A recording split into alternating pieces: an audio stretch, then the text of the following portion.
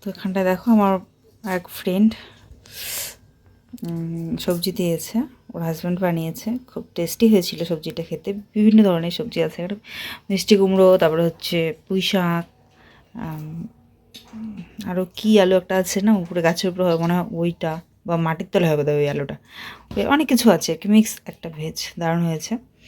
আর এটা হচ্ছে আলু আর করলা ভাজা, দুটোই কিন্তু দারুণ হয়েছে, পেঁয়াজ রসুন লঙ্কা দিয়ে এটা করেছে। আর এটাও খুব সুন্দর হয়েছে, খুব টেস্টি হয়েছে, মানে কি বলবো, সত্যি দাদা খুব সুন্দর রান্না করে, একদম মেয়ে মানুষের রান্নাকে বলবে পিছো, এরকম আর কি। রুটি আমি খেলাম আর সোনুও খেলো। তো এখন ভাত বসিয়ে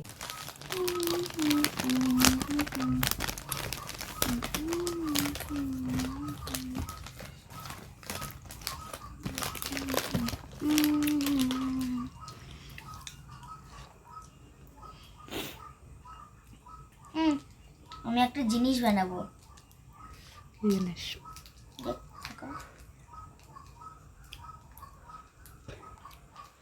স্কুল বন্ধ দেবে সামার ভ্যাকেশনের, এই যে প্রচুর হোমওয়ার্ক দিয়েছে বলে।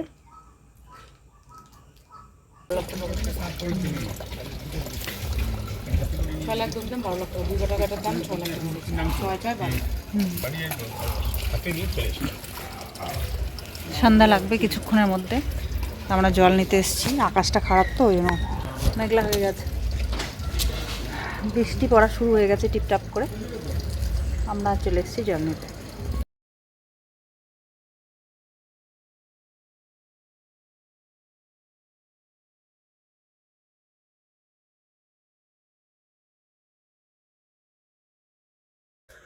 শুভ সন্ধ্যা বন্ধুরা। তো ছেলে ওখানটায় বানাচ্ছে ওই যে ওর জিনিসপত্র দিয়ে,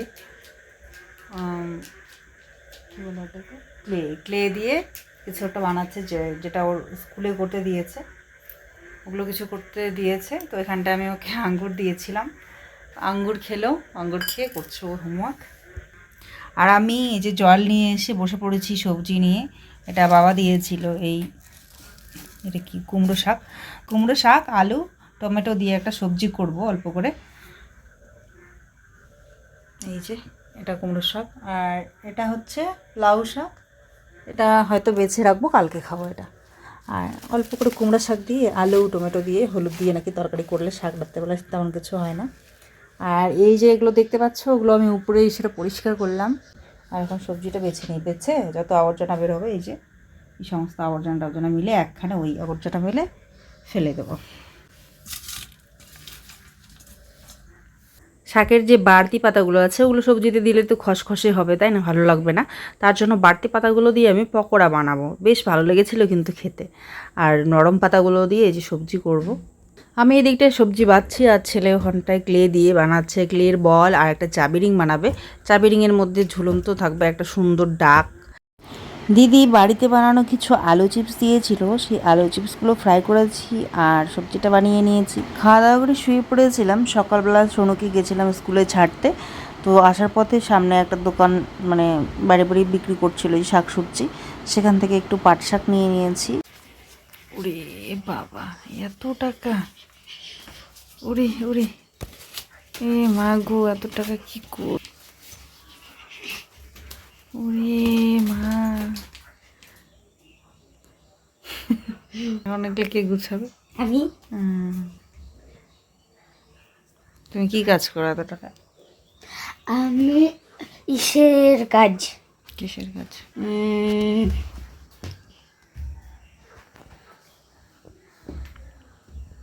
ডক্টর।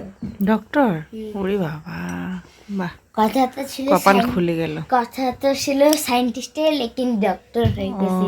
আচ্ছা আচ্ছা আচ্ছা, বাপরে, আমার কপাল খুলে গেল। ও স্কুল থেকে চলে এসেছে, তারপরে স্নান টান করে এই যে মজা করছে, এখন খাওয়া দাওয়া করে নেব। আজকে বানিয়েছিলাম এঁচোড়ের সবজি আর ওই আলু চিপস ভাজা করেছি। শুভ সন্ধ্যা বন্ধুরা। তো এখন বেজে গেছে সন্ধ্যা, যদিও নয়, তারপরেও শুরু করলাম, তো শুভ সন্ধ্যাই বলতে হবে। তো এখন বেজে গেছে 9টা বেজে 35 মিনিট। আর আমাদের খাওয়া দাওয়া কমপ্লিট, খাওয়া দাওয়া করে খেতে বসেছিলাম তখন ছন্দা ফোন করলো যে ওরা আসছে। এর আগে আমাকে যদিও সকালবেলা একবার ফোন করেছিল, তখন আমি ঘুমোচ্ছিলাম বলে ফোন ধরতে পারি। পরে যদিও ব্যাক করলাম, পরে ভাই বললো যে আমরা কোচবিহারে আছি, একটা কাজে এসেছি, মেকআপের কাজে, তো ওই জন্য করেছিলাম। তো আমি বললাম ঠিক আছে তাহলে এসো এদিকে। বললো যে দেখি যদি গাড়ি না পাই, পরে আবার ফোন করলো ছন্দা বলে যে গাড়ি যদি না পাই তো ঢুকবো এখন। আমি বলছি ঠিক আছে, এখন রাতও হয়ে গেছে অনেকটা, আর এত রাত্রে গাড়ি সম্ভবত থাকবে না, তার জন্য বললাম চলে আসো তোমরা। তো ওরা আসছে, তো ভাবলাম চলো এখন রান্নাটা বসিয়ে দিই। এখানটায় জল নিয়েছি ডালের জন্য, মুসুর ডাল করবো, আলু ভাজা। হ্যাঁ, আর আমরা হচ্ছে একটু আগে ওই বিনসের চাটনি বানিয়ে খেয়েছিলাম, ওটার একটুখানি আছে, ওটা আর দেখা যাক কী করা যায় কি না। রান্নাটা তাড়াতাড়ি বসিয়ে দিয়ে ওদিকে কিছু বাসন আছে, ওগুলো ধুয়ে নেবো। মাঝে মধ্যে না রাত্রে আমার ঘুমই আসতে চায় না, কালকেও ঠিক ওরকম হয়েছিল। তাই ঘুমটা পূর্ণ করার জন্য সকালবেলা রান্নাবান্না করে খেয়ে দিয়ে একটু ঘুমিয়েছিলাম, 11:30টার দিকে বোধহয় হবে। তখন সন্ধ্যা ফোন করেছিল, আমি জানিই না, সারাদিনটা ঘুমিয়েছিলাম, ঘুমিয়ে বোধহয় 3:30টার দিকে এত ঘুমিয়েছে, কালকে রাত্রে ঘুম হয়নি না। তো তারপরে উঠে দেখি যে এরকম ফোন করেছিল আর কি ছন্দা।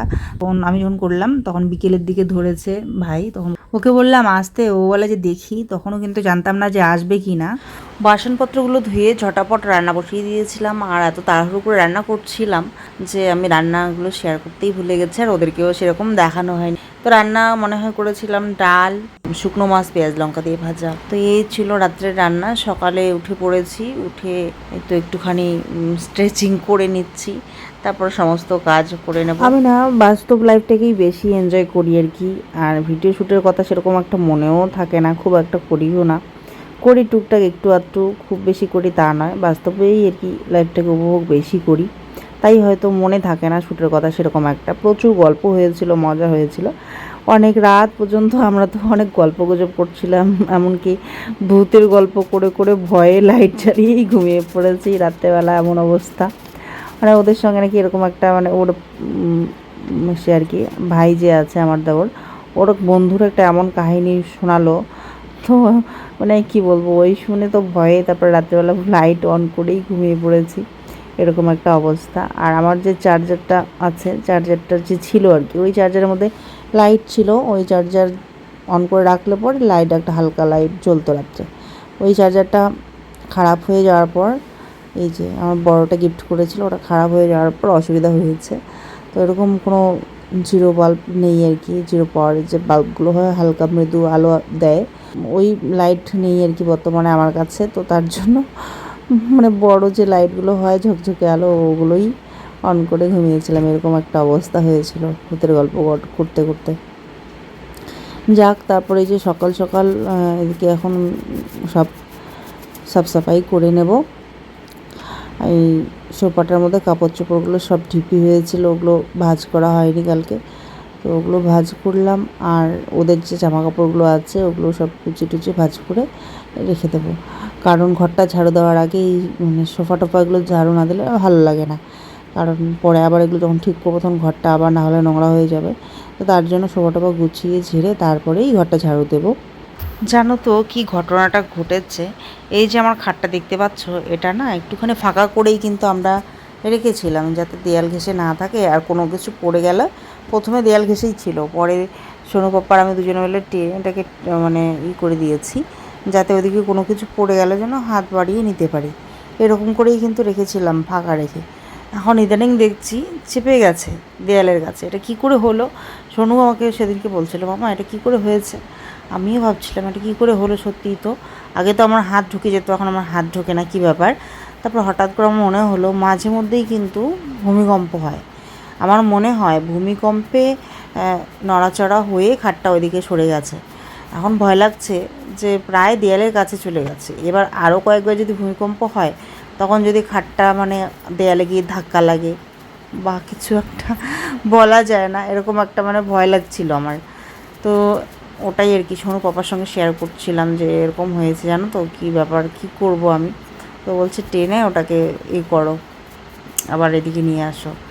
তো একা পারবো কি না জানি না, তবে চেষ্টা করে দেখবো, বাহুবলী একটু হওয়ার চেষ্টা করব, দেখা যাক, চেষ্টা করে দেখতে হবে, চেষ্টা না করলে কি করে বুঝবো আমার পক্ষে সম্ভব কি না, তাই না? যদি সম্ভব না হয় তো আরও কারো হেল্প নিয়ে করতে হবে আর কি, তাছাড়া ভয়ই লাগে সত্যি। আশ্চর্য কাণ্ড না বলো, নিশ্চয়ই এটা ভূমিকম্পেই এরকম হয়েছে। এখন যদি আমি এটাকে আবার টেনে না আনি এই দিকটায়, তখন হয়তো আরেকবার হলে তখন গিয়ে দেয়ালে গিয়ে বেডটা আমার ধাক্কা লাগবে। বেডটা তো যথেষ্ট ভারীও আছে, তো ভয়েরই ব্যাপার। তো এই ঘরটা আমার সাফ সাফাই করা হয়ে গেল, এবার ওই ঘরটা গুছাবো, বসার ঘরটা যেখানে খাই দাই। আর ওখানে দেখো সোফার মধ্যেই কিন্তু ভাই ঘুমিয়েছিল রাত্রেবেলা, কারণ আমার তো আর একটা বেড টেড নেই, তো সে কারণে আর কি ওখানেই ঘুমোতে হয়েছিল। বললাম যে ওখানে যদি অসুবিধা হয় তাহলে নিচে একটা কাঁথা কম্বল আছে, বিছানা পেতে দিই। তো বলছে না ওখানেই ঘুমাবে, ছন্দা বললো। তো আমার ঠিক আছে তাহলে থাক, যদি অসুবিধা না হয়। তো ওখানেই ঘুমিয়েছে। আমি ওটাই ভাবছিলাম যে পড়ে না যায় আবার, কারো কারো আছে না ঘুমের মধ্যে এদিক ওদিক করা অভ্যেস, যদি পড়ে যায় এরকমটা ভয় পাচ্ছিলাম আমি। তো যাই হোক, এরকম কিছু হয়নি। ওকে সব রাত্রেবেলা বুঝিয়ে দিয়েছি যে এখানে লাইট আছে, এখানে জলের বোতল টোতল সব দিয়ে দিয়েছি ওখানে টেবিলের সামনে। রাত্রেবেলা যদি পিপাসা পায়, কারো ঘরে হঠাৎ করে আসলে তো কিছু বোঝা যায় না, তাই না? রাত্রেবেলা বিশেষ করে কোথায় কী আছে নেই।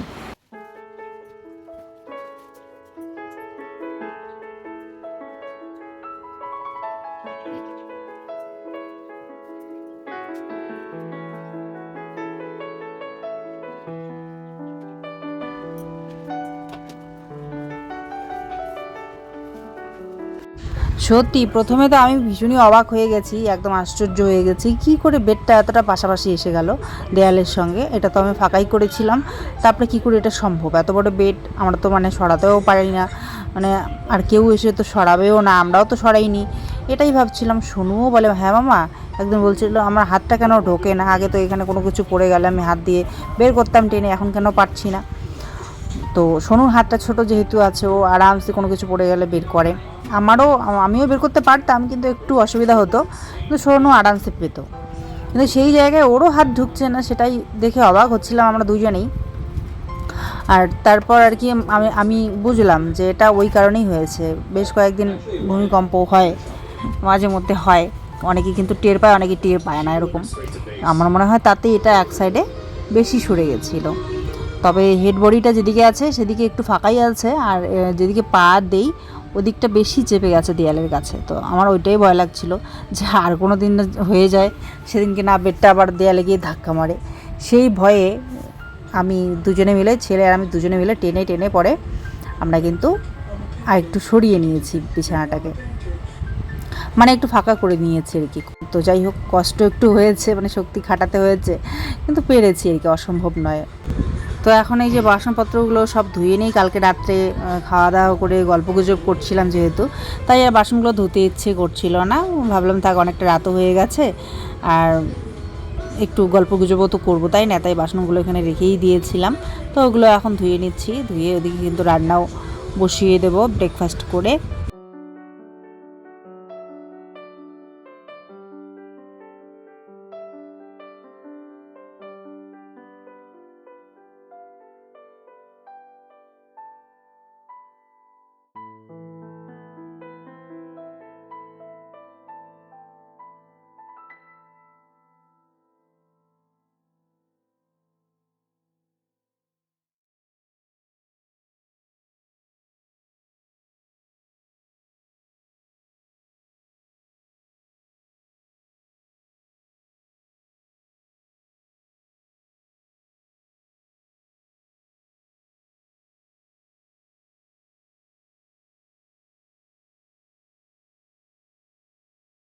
চলে এবার বাসনগুলো ধুয়ে ব্রেকফাস্টের ব্যবস্থা করি, আর তার সাথে ওইদিকে কিন্তু রান্নাও বসিয়ে দেবো, কারণ ওরা আজকে সকাল সকাল বেরিয়ে যাবে।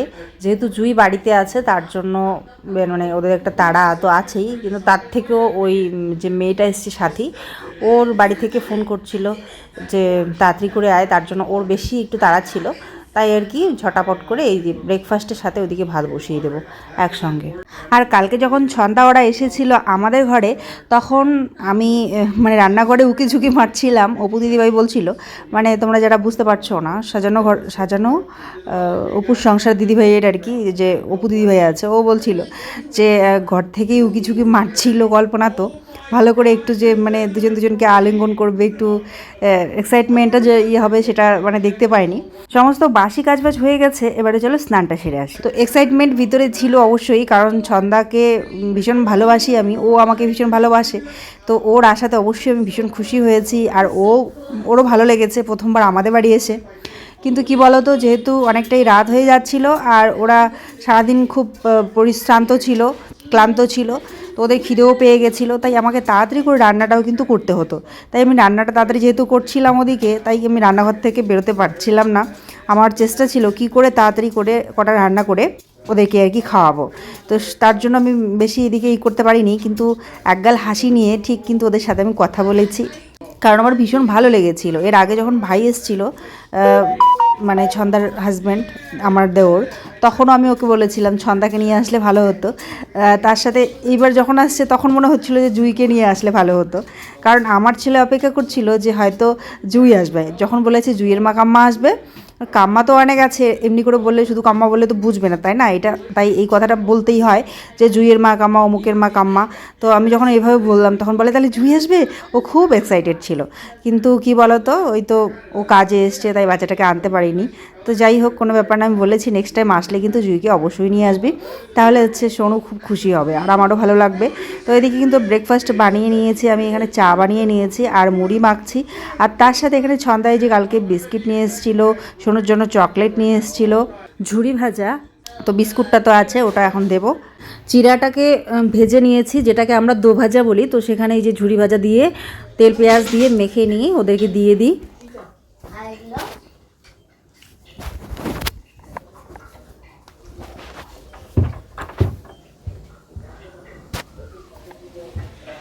তো দেখো এতক্ষণে যে রোদ উঠলো, মোবাইল পড়বে দেখিস, বাবা দেখিস হাঁটির মোবাইল আছে সব সন্ধ্যা চান করে নিল।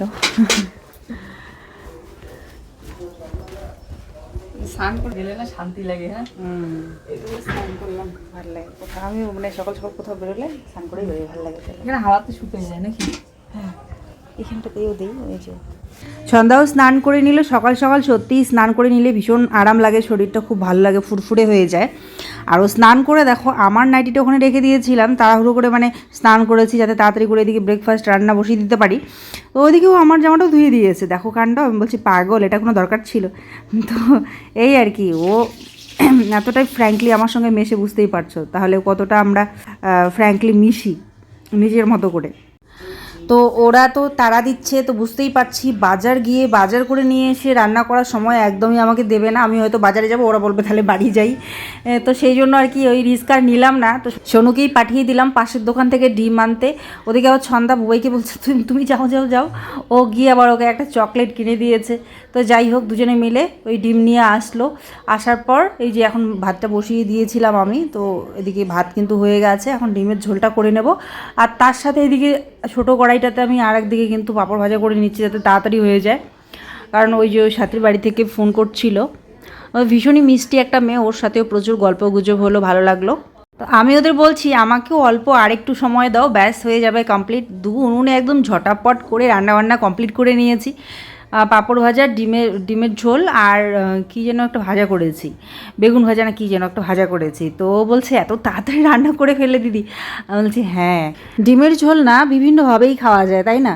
একটা আছে ওই পেঁয়াজ, কাঁচা লঙ্কা বা যেটাই হোক, লঙ্কা, পেঁয়াজ, লঙ্কা, একটুখানি রসুন দিয়ে বা একটু আদা দিয়ে, বা আদা না দিলেও হয়, শুধুমাত্র পেঁয়াজ দিয়ে আর কি, 1 কোয়া বা 2 কোয়া রসুন দিয়ে আর লঙ্কা দিয়ে আমি করি, ওটা আমার দারুণ লাগে। ওইটা একটা দিদির কাছ থেকে দেখেছিলাম। আমাদের যে মিত্র আছে, সোনুর বাবার বন্ধু, পরে মিত্র হয়, তার দিদি বাড়িতে নিয়ে গেছিলো সে আমাদেরকে।